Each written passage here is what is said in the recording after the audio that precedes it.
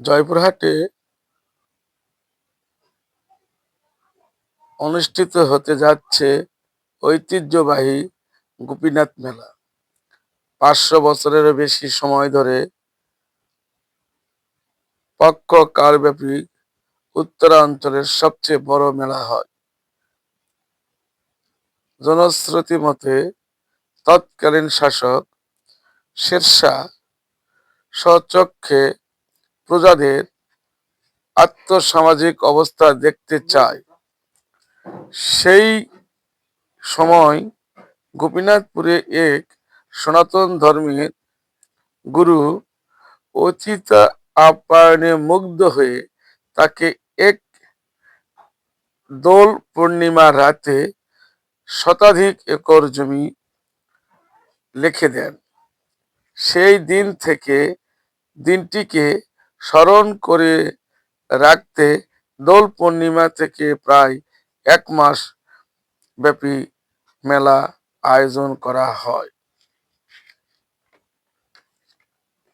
এই মেলায় হরেক রকমের কেনাকাটা মানুষ করে। তার মধ্যে অত্যন্ত গুরুত্বপূর্ণ সেটা হলো যে এই মেলাতে গরু, মহিষ, কাঠের তৈরি আসবাবপত্র অর্থাৎ মানুষের নিত্য প্রয়োজনীয় সকল জিনিসই 1 বৎসর পর পর এই মেলাতে ক্রয় করে।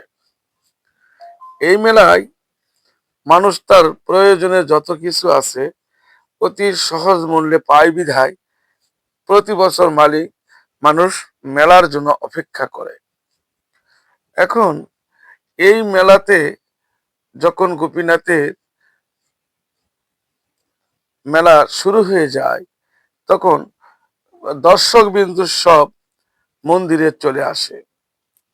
এখানে এসে মানুষ তাদের প্রয়োজনীয় যত পূজার আসবাবপত্র হালকা দামে কিনতে পায় এবং তা প্রসাদ স্বরূপ দেবীকে দান করে তারা চলে যায়। এই মেলাতে যখন সনাতন ধর্মের মানুষ আসে তখন মন খুলে তারাই এখানে তাদের প্রভুর কাছে প্রার্থনা করে। তবে এই মেলাতে হিন্দু, মুসলমান, বৌদ্ধ, খ্রিস্টান সকলেই সুন্দরভাবে আনন্দ উপভোগ করে। কেউ কাউকে কোনো কর্মের কোনো বাধা প্রদান করে না। শান্তি শৃঙ্খলার মধ্য দিয়ে 500 বৎসর ধরে এই মেলা উদযাপিত হয়ে আসতেছে। সুতরাং এই মেলাতে কোন রকমের যেমন আতঙ্কিতমূলক কোনো কাজ হয় না, ঠিক তদ্রূপ এখানে এই মেলার যে প্রসাদগুলা কেনা বেচা হয় তা মন্দিরের সামনে যে দোকান আছে সেখান থেকে স্বল্প মূল্যে তারা কিনে এবং প্রসাদ স্বরূপ প্রদান করার পরে ওই প্রসাদ আবার জনগণের মাঝে তারাই বিতরণ করে।